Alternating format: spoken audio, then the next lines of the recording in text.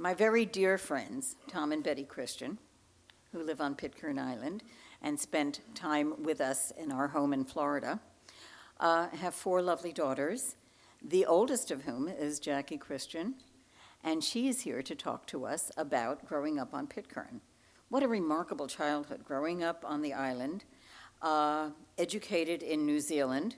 She practiced as a pharmacist in New Zealand, Australia, and the UK, and she sold her own pharmacy in Australia and returned to live on Pitcairn in 2006.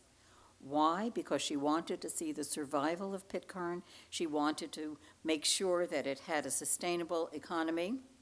Jacqui's a member of the Council for the Government of Pitcairn Islands and holds the portfolio for community development. How appropriate. Jacqui and her partner, Leslie Jakes, from whom we heard yesterday, are working toward creating a sustainable future for Pitcairn, and she'll now tell us how they plan to accomplish this remarkable feat. Jacqui.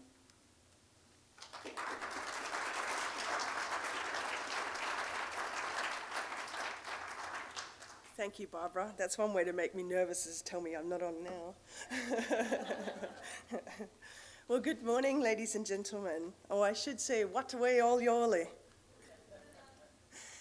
It's so good on for be ya, and thank you all for coming. Oh, I should say it's a privilege to be here today, and thank you for coming.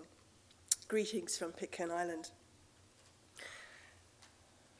I'll just see if I can work your gadget. There we go.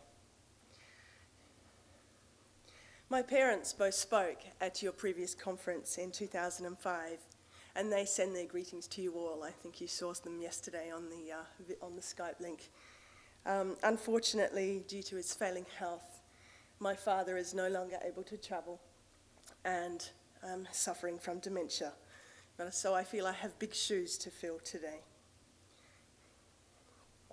So my title was actually Back to the Future. Corny, some people say, but fitting, I think, as I went back to help Pitcairn to create a future. All future starts with a past, though, so let's go back a little in time and share with you a little of my background. I was born, as Barbara said, the eldest of 4 daughters to Tom and Betty Christian.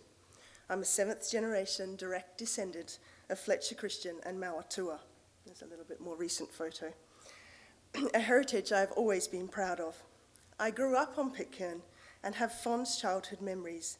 I had 3 years before my first sibling arrived, and I remember precious things like fishing with my dad as a very young child in the most difficult of places to catch his favourite fish, the nanwe. I spent a lot of time with my grandparents, Millie and Warren Christian, and my grandmother would produce the most amazing, delicious food from that stone oven and her open fire bolt, while Pa would be in the workshop or on the veranda, carving away and making carvings by hand. We often played under the banyan trees after school and were often yelled at to come down so that we didn't fall when we had climbed all the way to the top to make paper airplanes. Often summer afternoons were spent swimming in the surf and generally hanging out with my cousins who were boys. There were about 16 local children at school when I attended Pulau, and at times more when the teacher or pastor had families with them. We have a primary school, and high school is then continued by correspondence.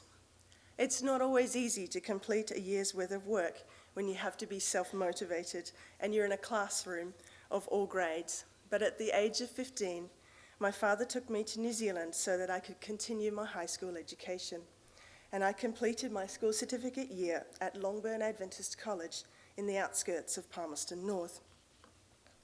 We have British citizenship and passports on Pitcairn and do not have automatic entry to New Zealand to work or study anymore. But thankfully my dad was well travelled and can be quite persuasive, so he was able to get my visa to study, and I continued in the 3rd term, which was a bit of a challenge that late in the year. But I've always been adventurous and stimulated by challenge, and I flourished in a classroom of children of my own age. My class alone had 30 children, bigger than the entire Pitcairn school.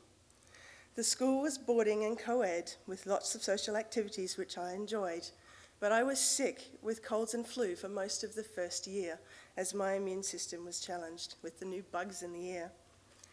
Palmerston North is a landlocked city on a flat plain surrounded by mountains, and it's cold, windy and damp. It didn't help my health either, and it was quite a different environment from Pitcairn. I used to ride a bicycle about 5 miles return to town every week to speak to my parents on the ham radio, as it was the only means of communication, and the wind was almost always in my face. However, I spent over 3 years there before I went home in time for our bicentennial celebrations in 1990. My parents had steered me towards studying medicine, and I had read a number of biographies and books about missionary doctors to Africa and China, which I found inspiring, as I have a passion for health. However, I had a friend who was a GP at the time, and I always try to learn from people who have what you want. And so I became aware of how long it would take for me to become a specialist, which is what I thought I should be. I wanted to be back on Pitcairn by a specific time frame, and so the length of course was too long, so I spent hours in the careers guidance office looking for medical careers until I discovered pharmacy. I had always helped in the family enterprises that Mum and Dad had at home, and pharmacy seemed to be a good mix of business and health, so it caught my attention. The education process was also much shorter than medicine, so I chose becoming a pharmacist as my career. I knew that it would also allow me the opportunity to do locum work so that it could fund and fit in with my dream of living on Pitcairn. No one on Pitcairn really understood what a pharmacist was, I think. However, my parents had a friend in California who used to send us supplies when I was a child, before we had a doctor on Pitcairn. I moved to Dunedin in March 1990 to attend the New Zealand School of Pharmacy at Otago University. I love Dunedin. It's a hilly harbour city. It was colder than Palmerston North, but I felt at home there and would happily go back. The proximity to the ocean made all the difference, I think, but I also boarded with Pitcairner Ruth Mansfield and her husband Philip, who helped me to settle in. Just being around Pitcairn again and the language and the culture made me feel at home. My university degree was self-funded, as the Pitcairn government only covers high school. So like many other students, I got a loan and I applied and I got a part-time job. It was a busy time and the study load was heavy, but I've always enjoyed routine and structure and managed to fit it all in and still pass. Mum had lobbied successfully on my behalf for me to become a New Zealand citizen so that I could attend the university as a New Zealand student rather than an overseas student, as we did not have a government tertiary program. Otherwise, I would not have been able to study pharmacy or medicine. I completed my 4-year Bachelor of Pharmacy degree in December 1992. I had married young to an Australian whom I had met at Longburn, and we moved after a few times to follow his career and ended up in Australia. I looked around for an opportunity, and I believe that God led me to a location to open a new pharmacy attached to a medical centre. It took almost a year to have the building built and the business ready to open, but a year later we opened for business. The other local pharmacists in the area said I was mad and that the business would fold, but the business grew according to plan thanks to God's blessing and long hours of focused effort. Pitcairn life had taught us to work hard, and I developed an excellent professional reputation and decided to stay on in Australia even when my relationship fell apart the following year. Camel Pharmacy still operates today, and most years, as in 2 weeks ago, I still work there for the owners, who are good friends of mine and some are ex-employees. I now work with the children of the people that I trained. Their support is much appreciated, and this still helps to fund our Pitcairn lifestyle and keep my Australian pharmacy registration current. I became known as the Pitcairn girl in the local community and presented a number of talks on Pitcairn to interested groups. In my spare time, I started the Pitcairn Future Projects Fund with some influential friends with the intention to raise funds for infrastructure projects on Pitcairn. We started with a calendar to raise awareness of the organisation, which was well supported by Pitcairners and others off island. This was not shared by those on island, though, thanks mainly to the previous commissioner, and after constantly battling with him over a couple of years, and with little support from the Island Council to a project that they would benefit from, I decided to close the organisation down. It was a defeat, but I felt that we couldn't get anywhere from off-island. The funds that we raised were sent to the Pitcairn Island office at about the time that Leslie became Commissioner and was used to build this first stage of the shelter at the square. I had always felt privileged to have an education and wanted to contribute back to my community. So in 2001, I sold my pharmacy with the intention to return to Pitcairn. However, the investigation for the trials started at about the same time. Thus, I decided to delay my return. I took the opportunity to do more study at the College of Natural Medicine in Brisbane and gained massage and acupuncture skills that I thought might be useful as a means of supporting myself when I returned to Pitcairn, knowing that there wasn't a pharmacy job for me there. The trials caused great division in the entire Pitcairn community, and our people were demoralised with very little hope for the future. When I returned to Pitcairn on the 7th of December 2006, we were well below the starting mark to create a future. People weren't talking to each other, and the community was divided. It was a difficult time for all Pitcairners, and there were definite lines drawn. To rebuild, we needed to start talking again.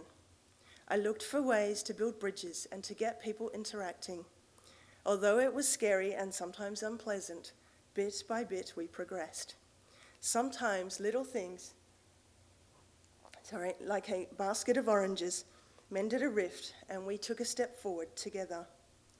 December is normally a festive month leading up to Christmas, and we usually have an entertainment committee to arrange functions throughout the year. No one felt much like celebrating Christmas that year, but I talked to some people who felt that life must continue and the children shouldn't miss out. So we reformed the entertainment committee and prepared for Christmas as normal. Christmas is usually a big event, and many people spend a lot of time making things or growing special produce to give as gifts. Understandably, it wasn't well attended, nor was our New Year celebration the week later, or even Bounty Day later in the month, but we persevered with arranging public events on our traditionally celebrated dates. We even added a new function and celebrated Mutiny Day on April 28, 2007. My father gave a historical talk at this time that is a highlight in my memory of him, especially now as he's suffering from dementia. As months passed, more people attended the functions and we continued organising events until others were ready to take over and run the committee themselves. I was real happy about that, as that was the idea. I had gone to home with no job prospects. I had left a top-paying pharmacy management job with wonderful 9 to 5 hours. It's the shortest days I've ever worked. On Pitcairn, I lived with Mum and Dad and had no job, but I helped in the family business and started some desperately needing maintenance around the property that Mum and Dad could no longer manage to do. I also helped growing fruit and vegetables, and I'm not the world's greatest gardener, and cleared our overgrown orchards. All families have gardens, but this too was a challenge as we don't have a male in the family to drive the tractor and plough the field. So I applied to have tractor driving lessons. This wasn't welcomed by all, but not prevented. I had driven a car for years, and my favourite was my Pajero four-wheel drive, so I didn't need many lessons to learn to drive the tractor, much to their surprise. Soon, I was allowed to drive the tractor, and we were able to prepare our own gardens. I also started to look for a block of land to build my own home. After living in my own place for many years, it was a challenge to live with Mum and Dad again. Mum had always reserved a block for me, but upon returning it looked really small and wasn't the location that I now wanted. I wanted to build on the other side of the island at first, but as my parents were needing more and more help, I settled on a block about 100 feet in front of their place, where no one else was using the land. Land is still free on Pitcairn, and I have an awesome view that I could never afford anywhere else. The land was covered with scrubby trees known as pulau. Not having used a chainsaw before, this was a challenge for me, but some helpful friends showed me what to do and we started to clear the block. It was hard going and the trees have extensive roots which regrew quickly, so it looked like we weren't winning. It was also a sloping block and needed cutting before I could build, so I could see it would take a while. There were expat staff working on the island who were not busy full-time, so they helped me and showed me how to use tools like a chainsaw. They weren't welcome everywhere, as small communities don't always take kindly to strangers. In fact, we were in Blakely Island last week, and a sign was above this house which made me smile. Off-islanders welcome. Maybe small island communities have the same attitudes no matter where they are in the world. I had to put the physical project of building on hold for a while, but I got the house plans drawn up by my good friend and architect Des Donaldson in Brisbane, and we started the process of ordering the building materials, which took a year to arrive anyway. Another good way to interact with everyone was through work, so I applied for jobs as they became available, and soon I started working in the hardware store. I had spent 17 years in retail and still enjoy it, so I undertook it with enthusiasm. There was no real recorded inventory, and most of the items had not been priced for sale, as they had been accumulating as leftover stock from the various government projects that Leslie had found the funding for. So I kept myself busy setting it up for sale and worked hard for the $50 a month that I was paid. A far cry from a six-figure pharmacist income, but I have always been more motivated by doing something useful than working for money, so I was grateful for the opportunity. In February 2007, Leslie arrived on island. I had met Leslie once before in Auckland, not long after he became commissioner. He talked about the government restructure and of devolving operational responsibility to the island. This was something I fully supported, as I felt that Pitcairners had had little say in the planning of our future in the past. I offered to help and we started to work together. Leslie had accomplished more for Pitcairn than any other commissioner in terms of sourcing funding for infrastructure, and that, along with the government restructure, meant that there was a lot of change, which is not always welcome. It was tough going in that first year. In 2008, Jacqui Christian returned to the workforce. Steve has many skills and is one of the best machinery operators on island.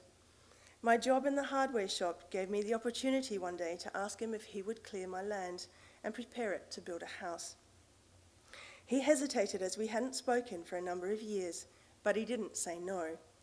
I told him to take his time and didn't push for a decision. A few weeks later, I heard the sound of the digger coming down the road.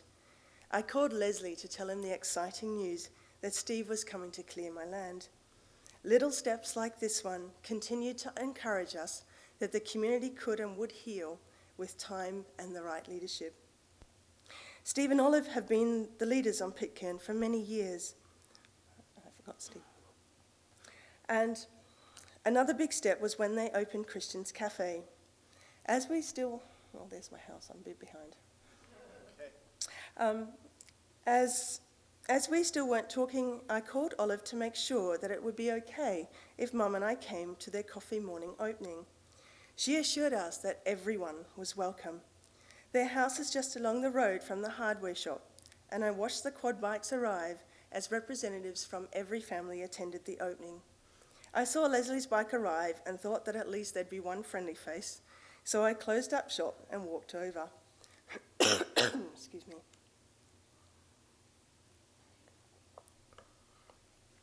The chatter stopped as I walked in, and everyone turned to stare. Olive, being the leader that she is, approached me and offered me a coffee, which I greatly received. You could feel the tension disappear excuse me, as she led the way of creating the future together. I will never forget that day. The cafe opened weekly, which provided further opportunities to interact. This, along with the local businesses, oh, I'm so sorry.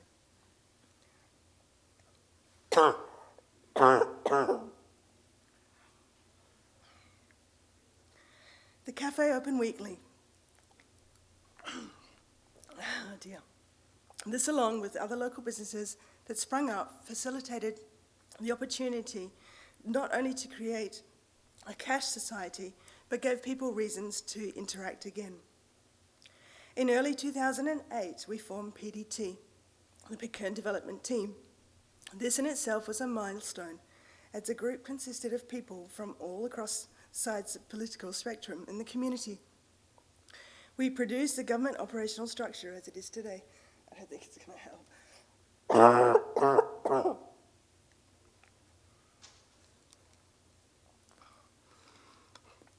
We produced the government operational structure as it is today, along with numerous policies and procedures to underpin it. It was an exciting time, and we accomplished a lot, though there is still so much to do. When the government of Pitcairn Islands officially started in 2009, I gained one of the 4 division manager positions as the division manager for finance and economics. The other 3 positions are the natural resources, operations, and community development. These 4 roles were designed to take over the commissioner responsibilities, to bring them on island from off island. They were also answerable to council, rather than council deferring to the commissioner for most of the decision making. Leslie's role as commissioner was to cease by April 2010.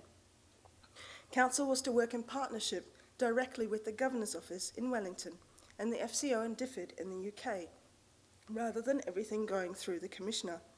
It was a lot of change, but meant that we as locals are now responsible and accountable for budgets and job performance. It was intended to be backed up with the training which is yet to be executed. Pitcairners are traditionally good with their hands and are also very resourceful, but we could do with more people with administrative skills. But we also need the funding to pay for it, as we are expected to operate a government that is the same standard as any other overseas territory. We often have one person working in a department that would be many more overseas. But with so few people and pathetically low wages and the budget cuts in the UK, it is still a huge challenge. This will need to change for the government to become professional and proficient, as we work for less now than when my father started working for the Pitcairn government in the 1950s. Thanks to Leslie's time as Commissioner, Pitcairn now has internet, telephone, and TV. These are all necessary to thrive in the global marketplace of the 21st century. It was so exciting to get the call from Mum in October 2006 when her telephone became live. She called me on my cell phone as I was at work as soon as she was connected, even though she didn't even know her own number yet. Her number showed up on my phone, and I sent it to my sisters, and much to her delight and surprise, they called her back. It was a groundbreaking step for Pitcairn, and a big step in dissolving the feeling of isolation. We already had electricity, which is produced by a diesel generator for 14 hours a day, but these necessities have also increased the cost of living on Pitcairn. There has been little increase in income, and in fact Pitcairners have a lower standard of living now than in the 1970s. But it's much like the decline in other Western societies, as I saw comparisons being made of incomes, buying power, and standards of living in the USA recently on TV when I was in Australia. Transport and accessibility is still the major challenge that we have to overcome to develop a sustainable economy on Pitcairn. We have to solve this if we are going to build the private sector economy that we need. We really only have tourism and small-scale exports to build with. The most difficult part for developing tourism is getting to Pitcairn, which currently means catching a plane to Tahiti, another one to Mangareva, and then a 2-day boat trip to Pitcairn. A 5-day visit still means at least 6 to 8 days of travelling time. Our supply ship calls 4 times a year, and there is opportunity to visit Pitcairn via Mangareva on it for 2 or 10-day visits each quarter. It has only capacity for a maximum of 96 people per year, which is not enough to build an economy on. We need about 500 tourists a year who stay on island for 5 days at a time to create a more secure future for Pitcairn with tourism. Leslie and I have invested into Pitcairn Travel, where we charter a professional skipper and yacht with the goal to offer more frequent and affordable travel to Pitcairn.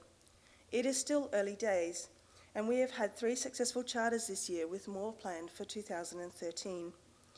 One day we hope to have a weekly service to Pitcairn to facilitate tourism and allow locals and their families to travel. Currently, most locals and their families cannot afford to go to Pitcairn or leave the island. Currently, most of our tourists are ornithologists who come to see our endemic species on Pitcairn and our World Heritage Henderson Island, or ham radio operators who want to come to our remote locations to DX, and of course, those of you who love our famous bounty history. Our current exports are of a small scale, but we don't need huge quantities to make a difference to the standard of living. We have delicious pure honey that we ship worldwide thanks to internet orders and our disease-free status. We are developing a coffee export as the delicious Arabica coffee has grown wild on Pitcairn for years and was exported in previous years. We have dried bananas and other tropical fruit that we have been supplying since 1995, but once again, growth is limited by our quarterly shipping schedule. Our urgent problem, and of course the souvenirs, which you all know. Our urgent problem now is a demographic one. Currently our population, including expats, is just 60, half of whom are over 50 years in age. We do not have enough young people to take over the physically demanding work and to replace ourselves. We need to attract more young people to the island to live, yet it is difficult for most to give up their lifestyles around the world and to come back with no real job prospects to come to. If we can create the private sector and make accessibility easier, we will have a better chance to repopulate. This is our top priority as council members, and we are looking at ways to encourage immigrants. We have had a settlement visa process that's been available for the past 7 years for people to come, even if they are not related to Pitcairners. Our community is now in a position to welcome people who have skills and want to contribute to island life. My youngest sister came home 4 months ago with her 2 boys to take care of Mum and Dad and while I'm away, and it was lovely to see the community embrace her and see how much joy 2 extra children can bring to our small community. We hope that she can encourage her husband to visit and they will move back to live. We especially need families with children to come for long-term sustainability, and I believe Pitcairn is as safe as anywhere in the world to raise children with lots of benefits for family life. So what is the future of Pitcairn? This question has been asked in every documentary made, I think, and I don't have a definite answer either. But what I do know is that we create our own future. And if we as Pitcairners work together with a common vision of creating a future together, if we can get the foreign investment to improve our transport and accessibility, and continued helpful marketing from people such as yourselves, that we have a unique, gorgeous, hospitable place in the Blue Pacific worth visiting, then we have a great chance. And we won't rest until we've given it everything we've got. My father always used to finish his talks with these lines from Rosalind Young, our Pitcairn author's book. "O Pitcairn, I love thee, dear land of my birth. No place can be dearer in all this wide earth. Where'er I dwell, or wherever I roam, I think of thee always as my home, sweet home." Thank you.